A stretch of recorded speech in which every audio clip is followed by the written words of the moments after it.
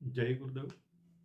आज हम बात कर रहे हैं कुछ बेधर्मियों ने जो बातें फैला रखी हैं दुष्प्रचार करके सनातन धर्म के विरुद्ध, उनकी बातों का उत्तर संक्षिप्त में देंगे। जैसे हम उन बेधर्मियों का नाम लेना उचित नहीं समझते, तो वो सभी लोग जो सनातन धर्म के विरुद्ध बात करते हैं, शाश्वत धर्म के विरुद्ध का बात करते हैं, उनकी बातों से जो है लोग कोई सीख ना ले, क्योंकि वो धर्म विरुद्ध आचरण करते हैं और उनकी बातों के बहकावे में ना आए और वो सच को जाने और फिर उनका अनुसरण करें। जैसे चार बातें जो है बेधर्मियों ने फैलाई हैं, उनमें जो पहली बात है, ना तस्य प्रतिमा अस्ति, ऐसा यजुर्वेद के 32वें अध्याय का तीसरा मंत्र कहता है कि उसकी कोई मूर्ति नहीं है। तो सनातन धर्म के विरोधी कहते हैं कि जो मूर्ति पूजा है ये हिंदू लोग गलत करते हैं, ये बुत परस्ती है। तो इसका जो है डिटेल जानेंगे कि वो सच कहते हैं या सच क्या है। दूसरी बात वो बोलते हैं सुधामा पोप विधेयम, यजुर्वेद 40:8 में जो मंत्र है उसका ये अर्थ करते हैं वो शरीरहीन है। तीसरी बात वो कोटेट करते हैं अंधम तमा प्रविशंति ये संभूति मपुसते, ये है यजुर्वेद अध्याय 40 का मंत्र 9। इसकी वो बात करते हैं कि वो लोग अंधकार में जाएंगे जो प्राकृतिक वस्तुओं की पूजा करते हैं, और वो गहरे अंधकार में जाएंगे जो कृत्रिम वस्तुओं की पूजा करते हैं। पूजा कौन करते हैं? पूजन करते हैं सनातन धर्म को मानने वाले। और चौथी बात वो करते हैं कि यजुर्वेद 40:16 में कहते हैं हमें सही मार्ग पर ले आइए और हमारे में से वो पाप हटाइए जो हमें भटकाते हैं और जो बहकाते हैं।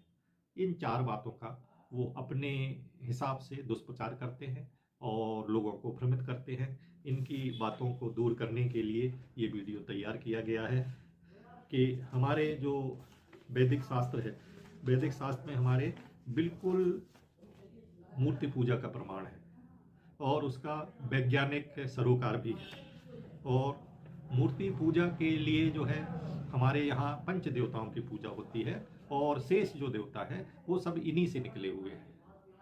तो पंच देवता में है यज्ञ पुरुष नारायण की पूजा, रुद्र की पूजा, अंबिका देवी की पूजा, सूर्य की पूजा और गणेश की पूजा। ये हमारे यहाँ 5 देव हैं। तो इन 5 देवताओं की पूजा का प्रमाण है। यज्ञ पुरुष नारायण की पूजा यजुर्वेद 31वें अध्याय मंत्र 9 में बताई गई है। रुद्र की पूजा अथर्ववेद कांड 11 सूत्र 2 में बताई गई है। अंबिका देवी की पूजा ऋग्वेद मंडल 10 सूत्र 125 मंत्र 1 से लेकर 6 तक बताई गई है। सूर्य की पूजा यजुर्वेद 32वें अध्याय मंत्र 20 में बताई गई है। गणेश की पूजा ऋग्वेद मंडल 10 सूत्र 112 मंत्र 9 में बताई गई है। तो ये इन जो है सारी चीजों में जो है मूर्ति पूजा का विधान है। जैसे एक छोटा सा उदाहरण देते हैं कि रुद्र की पूजा में अथर्ववेद कांड 11 सूत्र 2 में कहा गया है मुखाए ते पशुपते यानी चक्षुषे ते भव त्वचे रूपाय सदृश्य प्रीतिची नायते नमः। इसमें कहा गया है कि तेरे मुख को नमस्कार है, तेरी आंखों को प्रणाम है, आते जाते रुद्र तुझे प्रणाम है। इसका अर्थ क्या निकला कि उनके मुख भी है, उनकी आंखें भी है, वो आते जाते हैं। तो जब ये वो सब करते हैं तो कैसे मूर्ति पूजा नहीं है या कैसे मूर्ति नहीं है, इससे क्लियर हो जाता है। और यजुर्वेद संहिता अध्याय 31 मंत्र 9 में बोलते हैं कि हे मनुष्यों, जो विद्वान और योगाभ्यास आदि साधन करते हुए मंत्रार्थ जानने वाले ज्ञानी लोग जिस सृष्टि से पूर्व प्रसिद्ध हुए सम्यक पूजने योग्य पूर्व परमात्मा जो मानस यज्ञ में सींचते हैं या धारण करते हैं, वे ही उसके उपदेश किए हुए वेद में उनका पूजन करते हैं। तो उन्होंने बताया है कि पूजने योग्य पूर्व परमात्मा भी है और उनका पूजन का विधान भी है। और एक श्लोक है उसमें तम यज्ञम बहिर्हिषि प्रोक्षण पुरुषम जातम अग्रता ते देवा आजयंत संध्या ऋष्यस्य चाये। प्रारंभ में प्रकृति की शक्तियों से डर के उनकी प्रार्थना पूजा करते थे। बाद में उनका महत्व समझकर अब हम उनकी प्रेम से प्रार्थना पूजा करते हैं। प्रकृति की प्रार्थना से रोग और शोक जादुई ढंग से ठीक हो जाते हैं।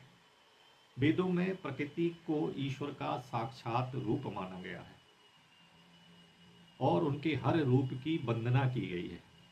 धरती और आकाश की प्रार्थना से सुख समृद्धि पाई गई है। पीपल, नीम, बरगद को प्रकृति की आराधना से जोड़ा गया है। पूर्वज, गुरु, माता पिता को ईश्वर के तुल्य माना गया है। ईश्वर नहीं माना गया है, ईश्वर के तुल्य माना गया है। नाग पूजा भी हमारे यहाँ विधान है, तो नाग पूजा को देवता के तुल्य माना गया है, लेकिन ईश्वर नहीं माना गया है। अब उनका जो है, उनका अधर्मियों का जो फेमस मंत्र है जिसका वो दुष्प्रचार हेतु उपयोग करते हैं, वो है ना तस्य प्रतिमा अस्ति यस्य नाम महद सा हिरण्य गर्भात इतेश मामा हिंगुम सिद्धिसा यस्यांत जात इतेसा। इसको शुरू की वो जो है वो उठा लेते हैं, ना तस्य प्रतिमा अस्ति, इतना उठा के वो इसका अर्थ करते हैं कि उस ईश्वर की मूर्ति नहीं है और जो मूर्ति पूजा करता है वो गलत है। तो पहले इस बात का अर्थ जान लें कि प्रतिमा का अर्थ क्या है और इस पूरे श्लोक का अर्थ क्या है। तो पहले आप सामान्य अर्थ समझिए, जो एक पहली नज़र में या पहली समझ से लोग समझते हैं। इसका अर्थ है, इस प्रकार यह प्रार्थना व बुद्धि और जिस कारण नहीं उत्पन्न हुआ, इस प्रकार यह परमात्मा उपासना के योग्य है। उस परमेश्वर की प्रतिमा, परिमाण, उसके तुल्य अवधि का साधन, प्रतिकृति, मूर्ति व आकृति नहीं है। जिस परमेश्वर की प्रसिद्धि, महती कीर्ति है, उसका प्रतिबिंब और तस्वीर नहीं है। उसका प्रतिबिंब और तस्वीर नहीं है, ये मंत्र ये कहता है। तो प्रतिमा का अर्थ जान लें आप पहले। प्रतिमानम प्रतिबिंबम प्रतिमा प्रतियातना प्रतिच्छाया प्रतिकृतिर्चा पुंसी प्रतिनिधि उपमा उपमानम में स्यात्। अमरकोश 2:10 मंत्र 35-36 में कहा गया है। यहाँ प्रति, प्रतिमान आदि शब्द उपमा उपमान अर्थ में प्रस्तुत किए गए हैं, उपमा दी गई है। जिस परमात्मा की महिमा का वर्णन हिरण्य गर्भ यजुर्वेद 25:10, यस्मान जात यजुर्वेद 8:23 तथा मामा हिंसित यजुर्वेद 12:102 आदि मंत्रों में किया गया है। यस्य नाम महद यसा, जिसका नाम और यश ऐसा है कि उसकी तुलना में कोई नहीं है। वही आदित्य है, वही वायु है, वही चंद्र शुक्र है, वो प्रजापति है, और ऐसा अद्वितीय रूप उस परमात्मा का है कि उसके सदृश कोई नहीं, उसके सदृश कोई नहीं और उसके ऊपर भी कोई नहीं है। तो ये उसका अर्थ है। उसका अर्थ ये नहीं है कि उसकी मूर्ति नहीं है। जैसे हवा को हम नहीं देख सकते, हवा को हम नहीं देख सकते हैं, लेकिन यदि हवा को देखना है तो उसमें रंग मिला दीजिए, उसमें पृथ्वी तत्व मिला दीजिए, तो वो हवा में दिखने लगेगी। तो जो निराकार है या हम नहीं देख सकते, तो उसको साकार करने के लिए हम पृथ्वी तत्व मिला देते हैं तो वो साकार हो जाती है। अब कहते हैं कि आपका वेद ऐसा कहता है कि उसकी प्रतिमा नहीं है और आप मूर्ति को पूजते हैं, तो हमारे यहाँ मूर्ति पूजा का भी प्रमाण है। मूर्ति पूजा का प्रमाण है ऋग्वेद मंडल 10 सूक्त 130 मंत्र 3। कासीद प्रमा प्रतिमा किम निदान माज्यम किमासीत परिधिन्न का आसीत छंदा किमासीत पोंगम किम मुक्तम यद्देवा देवम यजंतम विश्वे। सबकी यथार्थ ज्ञान बुद्धि कौन है? प्रतिमा मूर्ति कौन है? कौन जगत का कारण है? घृत के समान सार जानने योग्य कौन है? और सब दुखों की निवृत्ति का कारण और आनंद युक्त प्रीति का मात परिधि कौन है? ये प्रश्न कर रहे हैं। इस पृष्ठावरण कौन है और स्वतंत्र वस्तु और स्तुति करने कौन है? यहाँ तक जो इसमें प्रश्न है, अंत में सबका उत्तर इसमें है कि जिस परमेश्वर मूर्ति को इंद्र आदि देवता पूजते हैं और पूजेंगे, वह परमात्मा प्रतिमा रूप से जगत में स्थित है और वो ही सारभूत घृतवत स्तुति करने योग है। तो हमारा ऋग्वेद में मूर्ति पूजा का प्रमाण है, ऋग्वेद में मूर्ति पूजा का प्रमाण है। तो और हम पंच देवता की पूजा करते हैं, तो पंच देवता की पूजा का प्रमाण है, जैसे शुरू में बताया है वीडियो में कि नारायण की पूजा का विधान यजुर्वेद 31 अध्याय मंत्र 9 में है, रुद्र की पूजा का विधान अथर्ववेद कांड 11 सूत्र 2 में है, अंबिका की पूजा का विधान ऋग्वेद मंडल 10 सूत्र 125 मंत्र 1 से 6 तक में है, सूर्य पूजा का विधान यजुर्वेद 32 अध्याय मंत्र 20 में है, और गणेश पूजा का विधान ऋग्वेद मंडल 10 सूत्र 112 मंत्र 9 में है, और बाकी जितने देवता हैं इन्हीं पंच देवताओं से निकले हुए हैं। तो सभी देवताओं की मूर्ति भी है और सभी देवताओं की पूजा का भी प्रमाण है। मूर्ति पूजा के लिए वैज्ञानिक महत्व के लिए ये कथन है कि समुद्र के जल की सभी सामुद्रिक विशेषताएं लोटे के जल में भी होती हैं। उसी तरह चूहे में भी ईश्वरीय विशेषताएं होना स्वाभाविक है, क्योंकि कण कण में भगवान है। लेकिन विशेषताएं तो हैं, लेकिन परिपूर्ण नहीं है, वह ईश्वर रूप नहीं ले सकता। आप निराकार वायु और वायु को देख नहीं सकते, लेकिन यदि वायु तत्व का अंश रंग मिला दें तो साकार रूप में प्रकट हो सकता है, हो जाता है। साधारण भौतिक ज्ञान है जिसे समझा और समझाया जा सकता है, लेकिन ये साधारण ज्ञान था, लेकिन ईश्वर की विशेषता बताकर अज्ञानी को समझाया नहीं जा सकता, अधर्मियों को समझाया नहीं जा सकता।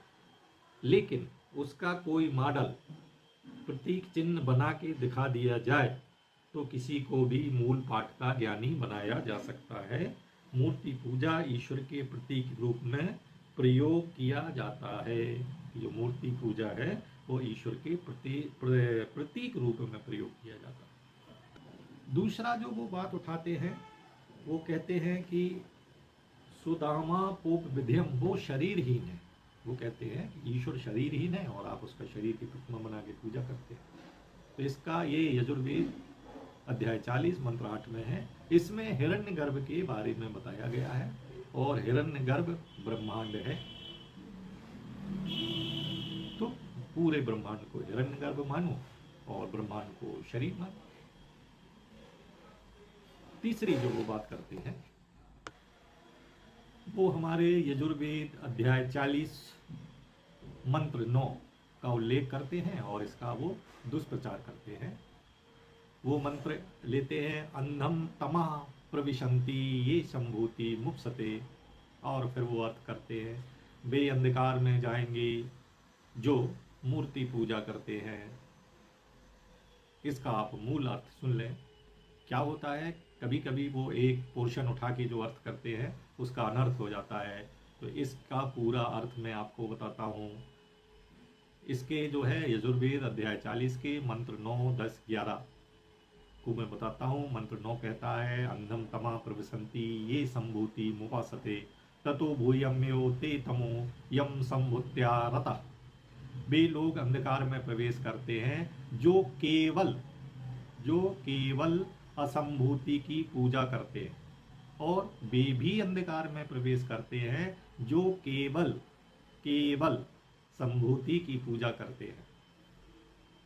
संभूति का अर्थ है स्वयं निर्मित वस्तुएं अर्थात कृत्रिम वस्तुएं, और असंभूति का अर्थ है प्राकृतिक चीजें जैसे आग, पानी, हवा, धरती, आकाश वगैरह वगैरह। इसके आगे वाला मंत्र कहता है, अन्न देवाहु संभावना दन्न दाहुर संभावता इति सुश्रुम धीराणा में नस्य दुच्चरे। हमने उस देवता से सुना है, किस देवता से, जिसने मंत्र 9 कहा है कि संभूति की पूजा करेंगे तो उस अंधकार में जाएंगे, और असंभूति की पूजा करेंगे वे भी अंधकार में जाएंगे। ये बात जिस देवता ने कही है मंत्र 9 में, तो इससे ये पता चलता है कि संभूति की पूजा का प्रभाव और असंभूति की पूजा का प्रभाव क्या है। अब आगे वाला मंत्र 11 कहता है, संभूति चा विनाशम चायस्त दे दो भय से विनाशेन मृत्युम तीर्थवा संभूत्या मृतमश्नुते। इसलिए संभूति की कला को भी जानिए, अर्थात विनाश को भी जानिए, और असंभूति की कला को भी जानिए, अमरता को भी जानिए। कहने का अर्थ है सृजन को जानिए और विनाश के कारण को जानिए। सृजन को जान के आप अमरत्व को पा सकते हैं और विनाश को जानकर आप मृत्यु पर विजय प्राप्त कर सकते हैं। अतः तीनों मंत्र जानने के बाद ये क्लियर हुआ, ये बिल्कुल क्लियर है। उन्होंने कहा कि केवल ना हमको संभूति की पूजा करना है और ना केवल असंभूति की पूजा करना है, अर्थात अकेले ना संभूति की ना संभूति की पूजा करना है, दोनों की पूजा करना है। इस मंत्र का अर्थ ये है कि हमको पूजा करना है, उपासना करना है, श्रद्धा से उनको मानना है, जबकि ये उसका गलत अर्थ करते हैं। तो ये वीडियो लंबा हो जाएगा, इसलिए इसको यहीं विराम देते हैं। नमस्कार, जय हिंद।